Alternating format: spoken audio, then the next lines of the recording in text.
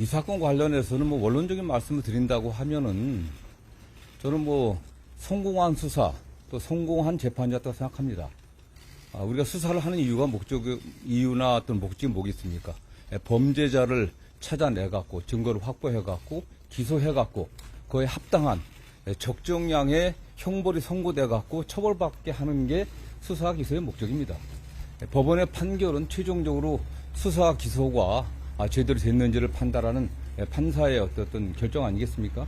그런 측면에서 이번 대장동 관련 사건은 통상적인 기준에 비춰 봤을 때 검찰이 구형했던 양보다도 더 두 사람은 더 많은 형을 선고받았고 통상적인 검찰의 항소 기준인 그 양형 기준보다도 초과하는 그런 형을 선고받았습니다. 저는 그렇기 때문에 이 사건 관련해갖고 수사한 검사들도 최선을 다해 나름 수사를 했었고 물론 여기에 관련해서는 수사 과정에 여러 가지 문제점이 있었다는 얘기도 좀 많이 나오고 있습니다. 또 공판 검사들도 최선을 다해 공판 유지를 해갖고 공소 유지를 해서 그에 합당한 결과를 냈다고 생각합니다. 특히 가장 핵심적인 유동규에 관련해서는 7년 구형했지만 8년형이 선고됐습니다. 아시는 것처럼 검사가 최종 그 재판에서 구형을 하는 것은 수사검사가 수사를 한 검사가 검찰의 내부 기준에 맞춰갖고 이런 정도면은 최대한 선고돼 최대한을 구형하는 겁니다. 그 구형보다도 판결 선고량이 더 많이 나왔습니다. 물론 법원의 판결 내용에 일부 법리적인 해석의 관점에서 약간의 차이가 있었지만은 전체적으로는 수사 결과에 대해서 법원에서는 제대로 판단했다고 좀 보고 있습니다. 네. 그 대검의 의견을 전달을 했다는 게 그 항소는 신중하게 좀 고려해라 그런 의견을 전달을 했던 게 맨 처음에 사건이 그냥 보고되면은 그렇게 했으니까 알아서 잘 판단하러 한 거고 그 이후에 제가 이게 한 일주일 안에 항소를 해야 되니까 제가 뭐 사실 지난주 같은 경우는 이렇게 그 예산 그 종합 질의가 있었고 우리 법사위도 예산 질의 및 또 현안 질의가 있었습니다. 그거 준비하느라고 정신이 없어갖고요. 크게 신경은 안 쓰고 있었고 그 다음에 제가 알기로는 대검의 의견이 이게 뭐 항소 필요성이 있다 그렇게 보고받은 것으로 알고 있습니다. 그때쯤에 처음이 아니라 두 번째 보고 왔을 때 신중하게 판단하면 좋겠다. 최종적으로 아시는 것처럼 지난주 금요일이 항소 마감 기일이었습니다. 그날은 제가 법사위와 또 그다음 예결이 왔다 갔다 하는 큰 시간이 없었고요. 다만 잠깐 왔을 때 검찰에서 뭐 대검에서 저 일선 부서에서 뭐 항소하려고 한다고 했을 때 종합적으로 잘 판단했으면 좋겠다.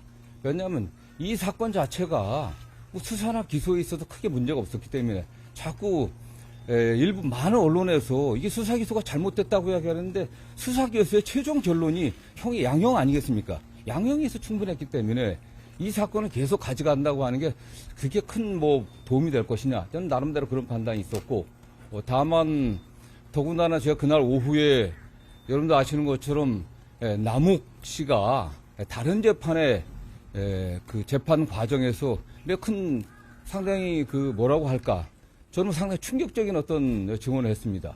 이 사건의 수사 검사가 뭐 입에 담기 힘든 말이지만 뭐 배를 가른다, 뭐 장기를 꺼내야겠다, 뭐 그냥 가족의 사진까지 보여주면서 이렇게 협박을 했다. 이런 증언까지 나오는 상황에서 이 사건이 계속되게 됐을 때 오히려 더 정치적인 문제가 되지 않겠나.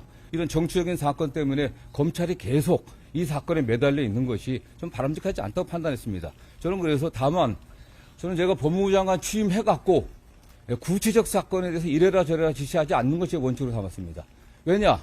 과거에 보면은 사실상 구체적 지시를 계속 해왔습니다.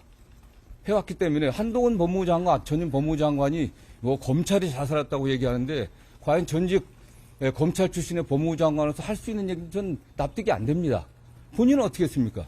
윤석열 대통령 그 징계 사건 관련해 갖고 1심에서 승소했는데 항소 본인이 장관 취임, 정권 바꿔 장관 취임하자마자 변호인들 바꿔갖고서 사실상 침대 축구하듯이 재판장이 왜 증인 신청 조차 하지 않느냐 이렇게까지 핀잔을 듣고 결국 패소하지 않았습니까? 그리고 대법원에 상고 포기하겠습니다.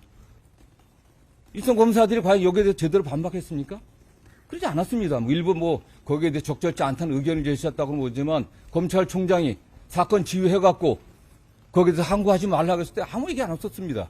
이번 결정이 이재명 대통령 재판 부담 줄이기 위한 거 아니냐 이런 지적도 있는데 아니, 이 사건과 이재명 대통령과 무슨 관계가 있습니까? 이재명 대통령이 이미 별개로 기소돼서 재판을 진행 중이다가 지금 뭐 중단돼 있고, 거기 관계자라고 하는 뭐 그 성남시 공무원들도 재판을 따라받고 있습니다. 저는 그 재판에서 그건 그 재판이고요. 이 재판과 관련해서도 법원에서 분명히 대통령 관련해서 어떠한 그 판결 이유에서도 설치된 바가 없습니다.